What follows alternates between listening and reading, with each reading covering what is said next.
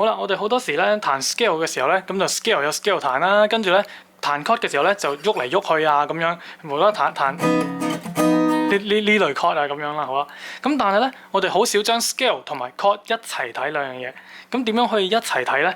就係咧，我哋轉 chord 嘅時候咧，我哋唔好喐個把位，我哋一路 keep 喺同一個把位度去諗佢入邊嘅 chord。咁我哋咧先至可以咧將個 scale 咧搭到落去嗰啲 chord 度一齊睇啊嘛。咁就例如我哋咧就幻想有一個 K 譜夾喺呢度啦，例如我撳緊呢個嘅。好啦，咁呢個時候咧，我叫你彈 C 調嘅嘢，哇！咁當然識啦 ，C 啊嘛 ，A minor、F、G 係咪？2、3、4、5、6、1，個個都識嘅呢啲。但係如果我哋冇咗佢咧，咁我哋做唔做得翻頭先嘅嘢咧？好啦，冇咗個 K 譜喺度，咁我哋咪要自己揾隻手嚟扮個 K 譜咯。咁我哋頭先個1 cut 就咁樣啦。好，我哋唔好撳晒佢啦，咁辛苦。好，淨係彈高音嗰幾條先。1、2咧呢度。如果呢個都唔撳，我哋淨係彈高音嗰幾條先。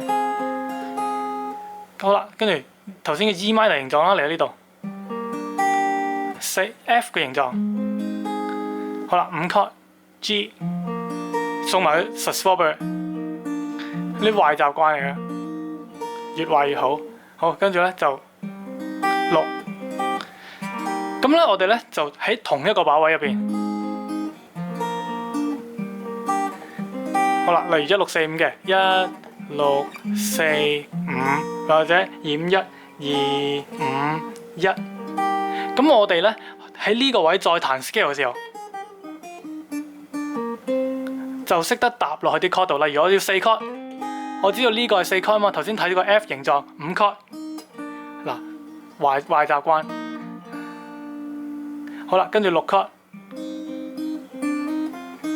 1。咁我睇到呢個係1 chord， 頭先嗰個 C 形狀，甚至連呢個係佢個sus2我都一嘢睇到，因為我心諗緊嘅係一個 C 嘅形狀啊嘛，C chord C 調嘅形狀。